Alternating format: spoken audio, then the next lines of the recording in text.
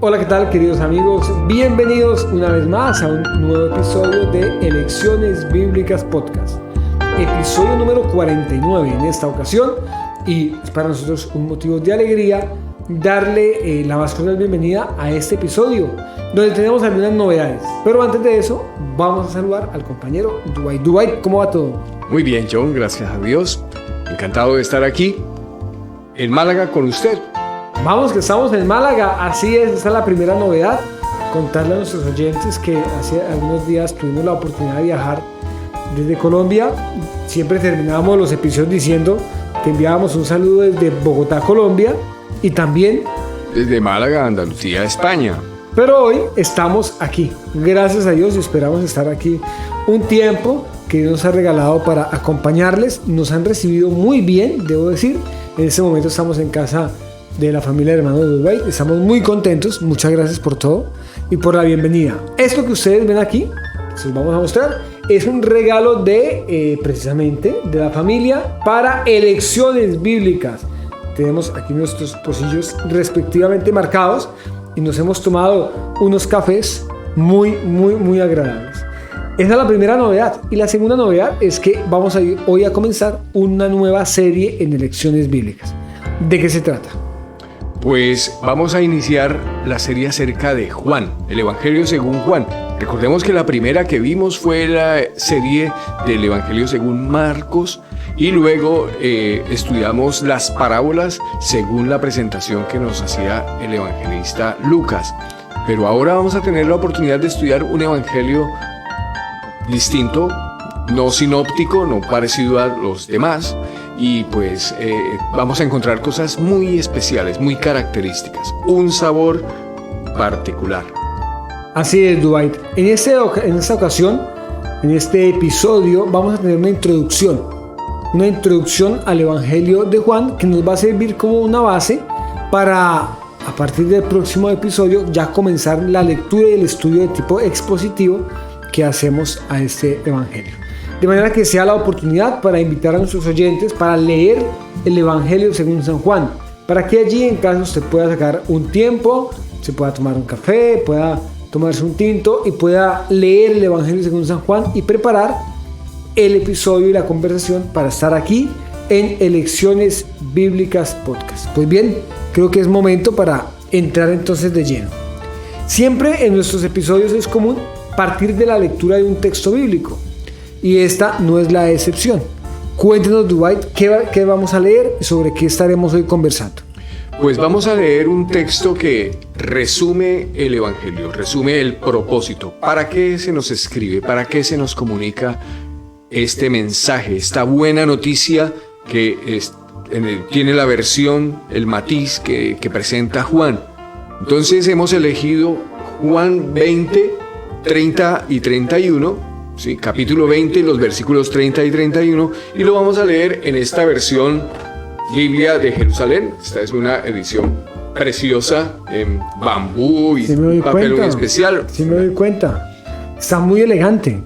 Su Biblia es una Biblia muy bonita, debo decirles. Espero que ustedes la puedan ver desde allí. Es en madera, es un papel muy bonito, y bueno, es un regalo muy bonito que tiene aquí Dwight. Lea entonces, por favor, diríjanos en la lectura de Juan capítulo 20, versículos 30 y 31. Adelante. Jesús realizó en presencia de los discípulos otros muchos signos que no están escritos en este libro. Estos han sido escritos para que creáis que Jesús es el Cristo, el Hijo de Dios, y para que creyendo tengáis vida en su nombre. Dwight, muchas gracias por la lectura de la palabra de Dios en esta ocasión. Así, 2 versículos, y allí podemos encontrar el resumen del Evangelio según San Juan. Un evangelio corto en comparación con otros. Un evangelio que, yo debo decir, tiene unas diferencias marcadas con los evangelios sinópticos, pero presenta 3 cosas importantes. Por un lado, el ministerio de Jesús, la pasión, la muerte y la resurrección de Cristo, y una visión muy particular de cómo Juan ve la identidad de Jesús, que es un elemento fundamental en los evangelios. ¿Listo? Entonces creo que eso es interesante. Cuéntenos por qué Juan es diferente a los otros 3 evangelios, a los que comúnmente llamamos evangelios sinópticos. ¿Por qué es diferente? Bueno, porque la identidad que nos muestra acerca de Jesús es la identidad de Jesús como Dios. Él es Dios, ¿sí? Entonces, por eso vamos a encontrar en el libro de Juan que nos remonta al origen, al Génesis. Se lee en Génesis 1, en el principio Dios creó el cielo y la tierra. Y aquí leemos, en el principio era el verbo era con Dios y el verbo era Dios. O sea, es una evocación de ese Génesis, una reformulación en el Nuevo Testamento de los orígenes. Y nos lo presenta en el contexto de que es Cristo el protagonista de esa creación. Es por quien se han hecho todas las cosas. Recuerdo el texto que dice, por quien asimismo hizo el universo, hablando de Cristo. Por Él fue hecho el universo. Entonces, ese remontarnos a Génesis nos muestra esa identidad, porque este género literario que vemos aquí en un libro el Evangelio que nos presenta la vida de Cristo, pues algunos lo ubican en el contexto de una biografía, ¿sí?, acerca de un personaje, una biografía grecorromana, y obviamente una biografía nos muestra de quién nos va a hablar. Pues aquí Juan nos muestra de quién va a hablar, de Jesús, Dios. Correcto. A esa biografía yo le agregaría un elemento importantísimo que es precisamente el estudio de Dios, y es el término teológica. Entonces, una biografía teológica con las características propias de los textos antiguos, de los textos de literatura grecorromana, y que nos presenta quién es Jesús. Pero no solamente quién es Él desde la visión de Juan, sino también quién es Jesús, y esto me llama la atención, Dwight, no sé usted cómo lo vea, a partir de qué es lo que Él dice que Él es. Porque en Juan encontramos en 7 ocasiones la frase yo soy, que sale de los labios de Jesús. Entonces es un texto que muestra la identidad de Jesús, pero la identidad en primera persona. Es Jesús quien dice quién es, ¿no? Entonces, recordemos algunos. ¿Cuál recuerda usted? Recuerdo, por ejemplo, yo soy la resurrección y la vida, con su correspondiente demostración. Resucita a Lázaro y resucita a sí mismo. Él mismo resucita. Entonces, esas demostraciones de que Él es la resurrección y la vida, no en un concepto teórico abstracto, sino en sus implicaciones prácticas. Ese es uno de los yo soy. También es yo soy el pan que descendió del cielo, ¿sí? Y pues hace signos más que milagros que demuestran que Él es el pan de vida. Usted ahorita mencionaba que hay una conexión con Génesis, ¿verdad? Génesis 1. Yo encuentro, cuando usted menciona yo soy el pan de vida que descendió del cielo, una alusión al Éxodo, al maná. Y cuando hablamos de la frase yo soy, una alusión allí a Moisés, precisamente en la zarza, en nombre de quién voy a ir, y le dice Dios, yo soy el que soy, ¿verdad? Yo soy te ha enviado. Yo soy te ha enviado. Entonces, hay unos elementos ahí de conexión con el Antiguo Testamento que son muy interesantes para observar. Yo recuerdo ahorita, yo soy el camino, la verdad y la vida, que es una verdad latente en nuestra fe y que está también en el Evangelio según San Juan. ¿Qué más podemos decir de Juan? El concepto de la luz. Sí, tenemos mucho esa idea a través de todos los pasajes, ¿sí? Y no solo el Evangelio según Juan, sino también de las epístolas, ¿sí? Entonces, sabemos que el Hijo de Dios ha venido y nos ha dado entendimiento, esa iluminación del entendimiento que nos permite comprender verdades que nos demuestren quién es Él y el sentido que eso tiene para la vida.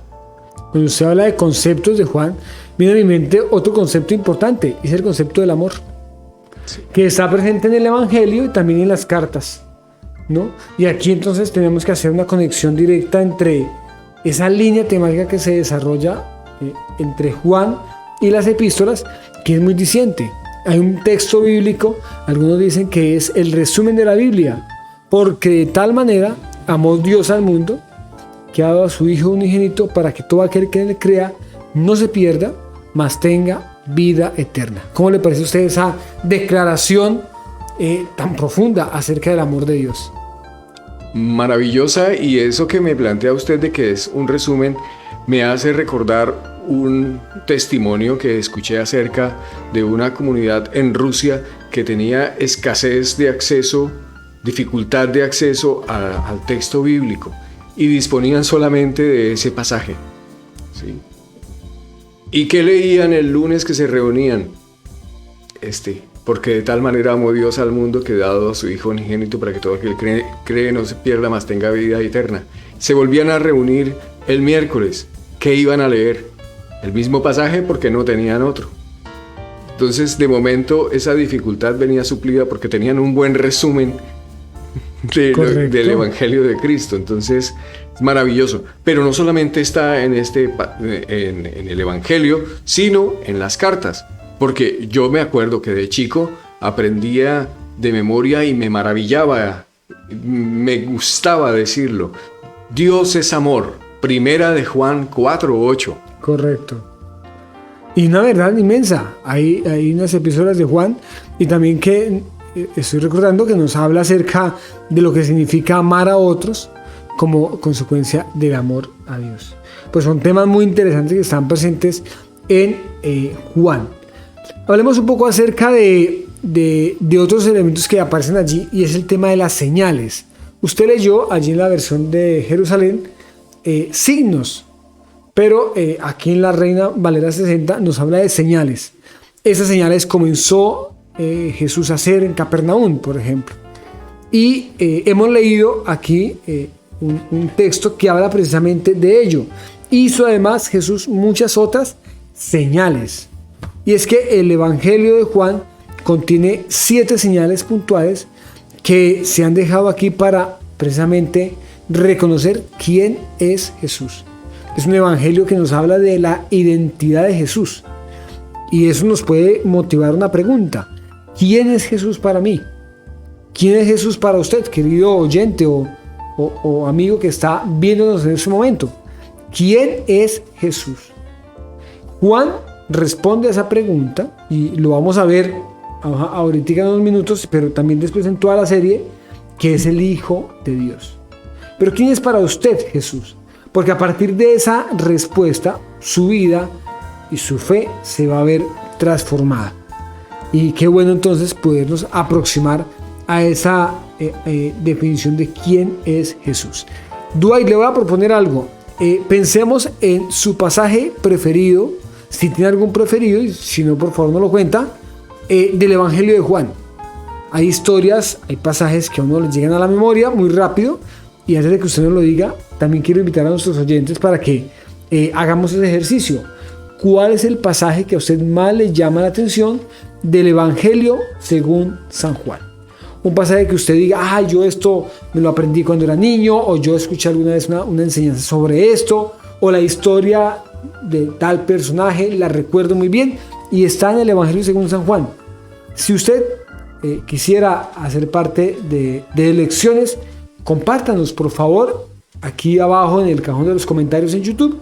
Puede dejar su opinión también por medio de un mensaje en la página de Elecciones, donde publicamos cada 8 días este podcast. Dwight, ¿qué respuesta nos puede brindar usted frente a este reto? ¿Cuál es su pasaje preferido de Juan? Bueno, yo este reto siempre lo asumo de la siguiente manera. Si a mí me preguntan por mi comida favorita, yo le voy a decir que no, que depende del tiempo, depende de la hora, ¿sí? No es lo mismo que me pregunten eso si el día está muy caluroso, extremadamente caluroso, a si está extremadamente frío. ¿sí? Una bebida caliente, un cafelito caliente en la mañana, va a ser la bebida favorita para ese momento inicial de la mañana. Perdón, lo interrumpo. Yo llevo unos días aquí me están explicando lo que significa cada palabra, porque obviamente, aunque es español, cambian muchas. Usted acaba de hablar de cafelito. Explíquenos qué es un cafelito. El diminutivo de café. Yo voy a tomarme el café por la mañana. Pues me refiero, el diminutivo podría ser cafecito, pero aquí el diminutivo usado es cafelito. Okay. Listo. Entonces ese cafelito en la mañana es mi favorito para ese momento. Correcto. Asimismo, con los pasajes que encontramos en Juan, hay ese tipo de situaciones en las cuales yo me encuentro con esa sed de Él y le escucho decir: el que tenga sed, venga a mí y beba. Entonces ese es el momento en el que quiero saciar mi sed. Pero hay momentos en los cuales yo quiero recordar esa omnisciencia respetuosa de Él, que no es una omnisciencia invasiva. A veces tenemos el que sabe cosas de nosotros, pero abusa de la confianza y va y cuenta lo que no debió contar, y yo lo que hago es lamentar: ¿por qué le conté eso?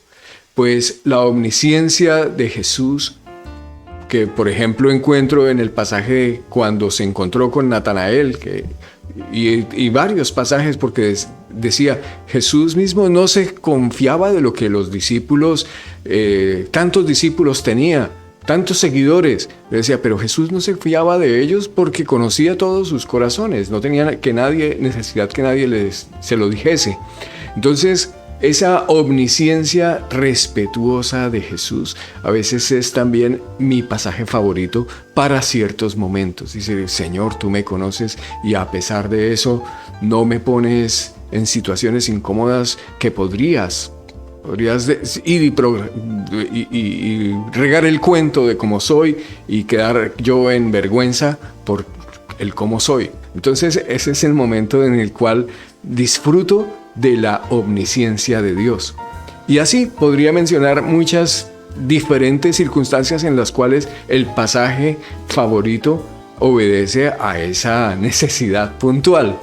Pues bueno, debo decir que usted la ha capoteado muy bien y ha dado una respuesta muy interesante que me ha puesto a pensar también de que precisamente uno tiene pasajes para las circunstancias, ¿no? Y qué bueno saber que Dios nos habla en todo momento, que independientemente de la circunstancia que estemos viviendo, hay una palabra de Dios para nuestra vida. Y así lo encontramos a lo largo del pasaje de Juan. Yo debo decirle que hay dos pasajes que a mí me llaman mucho la atención, que están relacionados, que es una misma historia, y es la muerte de Lázaro. Me llama mucho la atención porque Juan la presenta de manera muy precisa, muy efectiva, como si fuera un cronista. Está contando esa historia, me llama mucho la atención. Y también Jesús es ungido en Betania, que es una continuación de esa misma historia, y está el protagonista, o el protagonismo mejor, se lo lleva María, que va allí y derrama un perfume a los pies de Jesús y lo está preparando para la muerte. A lo largo de este evangelio vamos a encontrar muchos pasajes llamativos, muchos pasajes que nos van a motivar a conocer mejor a Jesús. Pero hoy hemos leído un pasaje que llama mucho nuestra atención, que se encuentra en Juan capítulo 20, entre el versículo 30 y el versículo 31. Ya usted no lo ha leído, pero antes de llegar aquí, yo quisiera que hablemos de algo importante, y es acerca de la autoría, porque en este episodio no lo hemos mencionado. La autoría del Evangelio según San Juan. Los textos tradicionales ubican al autor de este Evangelio como el discípulo de Jesús, quien estuvo con Jesús en varias oportunidades, quien estuvo en el Monte de la Transfiguración, por ejemplo, o quien estuvo en casa de Jairo, el principal de la sinagoga, cuando su hija había fallecido. Allí estaba Juan, un discípulo muy cercano al maestro. Y algunos están de acuerdo en afirmar que el Evangelio y que las cartas y que luego Apocalipsis fue escrito por él. sé que Dubái, y fuera del micrófono hemos estado hablando de ello, ha leído algo acerca de otra manera de entender al autor de este evangelio y de la literatura juanina. Cuéntenos, Dubái, un poco acerca de ello. Pues se trata de entender que los libros como los concebimos ahora, su autor no es un autor que cobra copyright y que cobra derechos y que está muy celoso de decir esto lo escribí fui yo y no me lo plagies y no me lo mires, no me lo toques, no me lo vendas sino por los canales oficiales. No, cómo se construyó este texto, cómo nos lo heredaron, está dado más bien porque se empezó a transmitir este testimonio. Este testimonio se empieza a divulgar, ¿sí? A correr, a compartir. Y entonces este mensaje se vuelve más comunitario. Por eso se habla de literatura juanina, la comunidad que recibía este testimonio. Y pues es que las palabras que usa con plural, de la manera de que lo escribió, aquí en la primera epístola de Juan dice: lo que existía al principio, lo que hemos oído, lo que hemos visto con nuestros ojos, lo que contemplamos y palparon nuestras manos acerca de la palabra de vida, os lo anunciamos.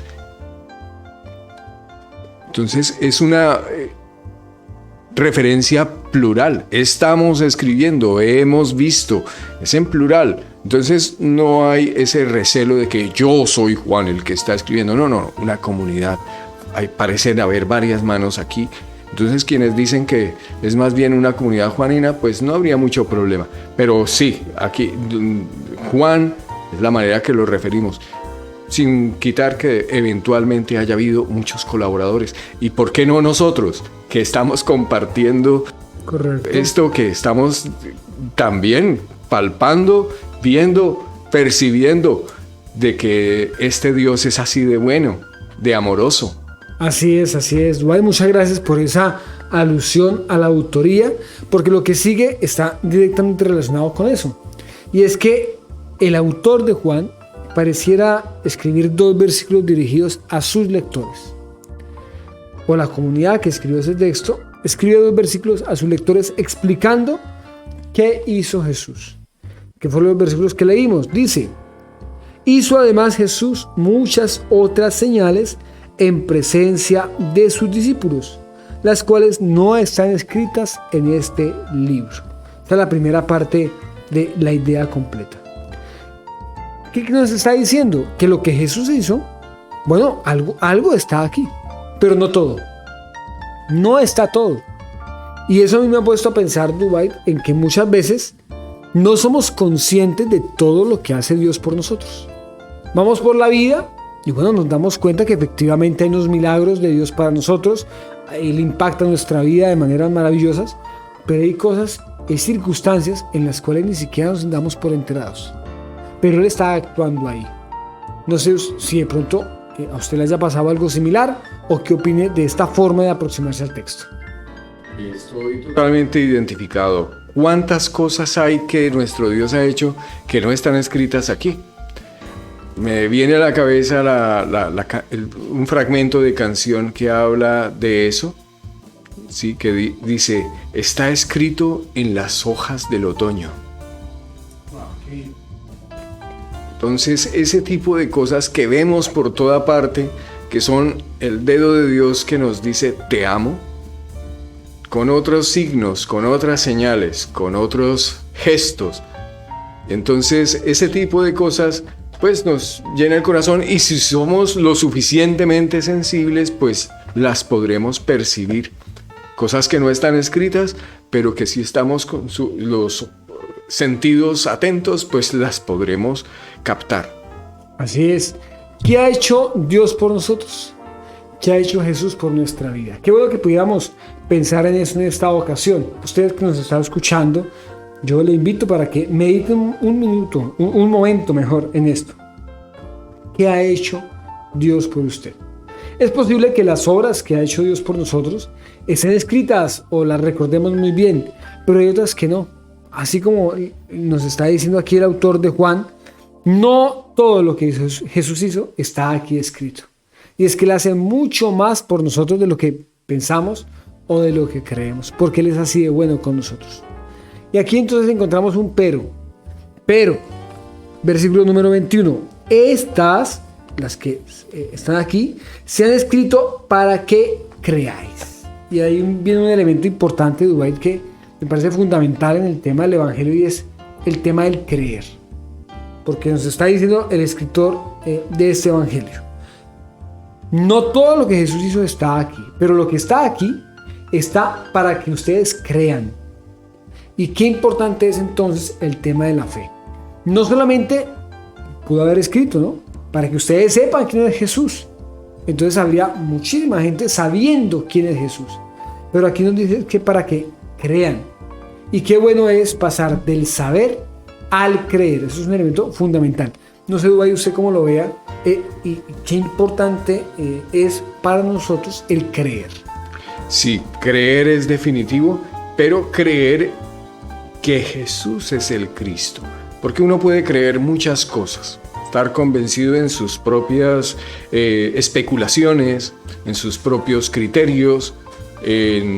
Bueno, a veces se tiene cierta percepción y uno dice, ¿así es como entiendes las cosas? Entonces creo que de creer es importante, pero creer en que Jesús es el Cristo.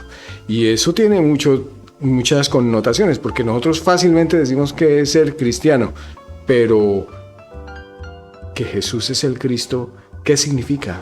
Pues que esa palabra está directamente relacionada con el ungido, que es la palabra, el significado de la palabra en hebreo, y hace alusión a toda una acción que sucedía con los reyes. Recordemos el caso de David. David fue ungido como rey de Israel, y no hubo en Israel un rey tan querido y tan apreciado como el rey David. Y en la profecía, a lo largo de los años, se prometió que vendría un rey que liberaría al pueblo y que tendría un gobierno tan importante como el que tuvo David. Y ellos lo esperaban que el Cristo llegase. ¿Listo? Y aquí entonces Juan está diciendo, pues bueno, ese Jesús que hizo señales para que ustedes crean. Quiero decirles algo importantísimo: Él es el Cristo, el que había sido anunciado por los profetas. Aquí está, es el Cristo. Querida iglesia, este Jesús es el Cristo. Y es una verdad que va a estar presente a lo largo de todo el Evangelio acerca de la identidad de Jesús. Él es el Cristo, el ungido, el prometido. Qué bueno que en nuestra vida sepamos quién es Jesús. Y qué bueno que en nuestra vida sepamos que Él es el Cristo. Pero no se queda aquí. Dice algo más acerca del Hijo de Dios. Él es el Cristo, el Hijo de Dios. ¿Qué podemos decir tú ahí acerca de esa verdad que habla acerca de la identidad de Jesús? El Hijo de Dios. Vamos a leer en el próximo episodio cómo está escrito que Él es el Dios invisible. El Dios invisible se hace visible, se explica en Jesús. Entonces, ese Hijo de Dios es el que puede venir en calidad de Dios y decir yo soy, como eco, como decíamos hace unos minutos, de ese mismo que pronunció esas palabras a Moisés. Yo soy, te ha enviado, se le dijo a Moisés, y se le envió ¿a qué? A liberar a un pueblo que estaba oprimido. Y aquí ellos estaban esperando una liberación de la opresión romana en ese caso, pero Dios muestra que su liberación es mucho más amplia, que trasciende a los siglos, que trasciende a las fronteras, que no era solamente para ellos que se entendían como los destinatarios principales, que sí, que bueno, destinatarios de lujo lo eran, pero Dios quería rescatar a todo el que le creyese. Entonces nosotros podemos felizmente entender que ese Hijo de Dios significa que es la expresión mayúscula de Dios en todos los yo soy que vamos a estar leyendo, sin todas esas expresiones de su deidad, su divinidad, ¿sí? Que vamos a ver útiles para la vida, útiles para nuestra necesidad particular. Precisamente usted menciona la palabra vida, que es una palabra muy importante que viene después. ¿Qué sucede cuando yo creo? ¿De acuerdo? ¿Qué sucede cuando yo pongo mi fe en que Jesús es el Cristo, el Hijo de Dios? Pues bueno, aquí viene entonces la consecuencia. Para que creyendo tengáis vida en su nombre. Es una verdad maravillosa, tener vida en su nombre. No habla de vida eterna, habla de vida. Y aquí entonces yo lo estaba meditando y creo que el pasaje nos habla de la vida presente y por supuesto de la vida futura. Pero muchas veces pensamos que el evangelio es algo para después de la muerte, para el futuro. Y no, aquí está hablando que es para que tengamos vida, para que tengamos vida. Y qué bueno pensar que nuestra fe puesta en Jesucristo nos da calidad de vida. Vida hoy y vida eterna, por supuesto, en su nombre. Tener vida en su nombre. ¿Cómo entender esa verdad, Dubái, de tener vida en su nombre? Pues es la teoría hecha práctica. Que si necesito, como en algún momento necesitó Marta y María, porque su hermano había fallecido, pues ese Dios que viene y que dice yo soy la resurrección y la vida, pues se manifiesta en que su hermano va a estar resucitado. No por allá lejos, no apuntado de te lo resuelvo luego. Vamos a ver si alcanza el presupuesto. Vamos a ver si alcanzan los recursos. Ese me queda un poquito más difícil. No, recurso suficiente de un Dios todopoderoso para esa necesidad puntual de hoy, de aquí y de ahora.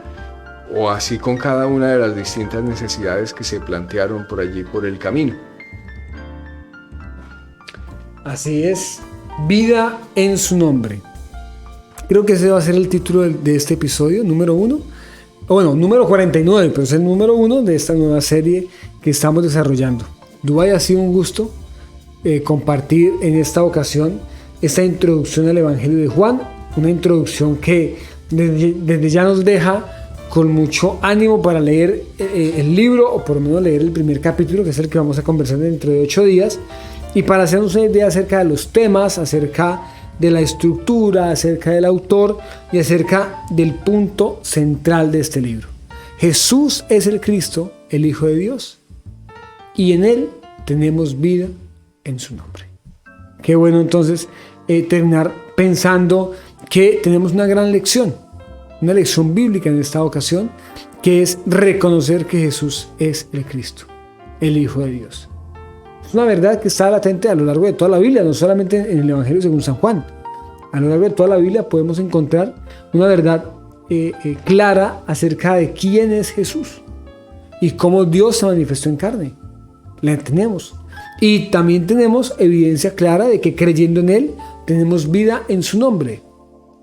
Creo entonces que la elección posible es aceptar o no aceptar. Decidir creer o no creer. Decidir saber acerca de quién es Jesús o decidir creer que Él es el Cristo y que Él es el Hijo de Dios y que Él entonces nos da vida en su nombre. Dubái, muchas gracias por el tiempo, por haber estado aquí en Elecciones Bíblicas en esta ocasión, y creo que llegamos así al final de este episodio. Así es, gracias a Dios por ello. Tenemos una elección muy interesante posible para nuestra vida. Así es.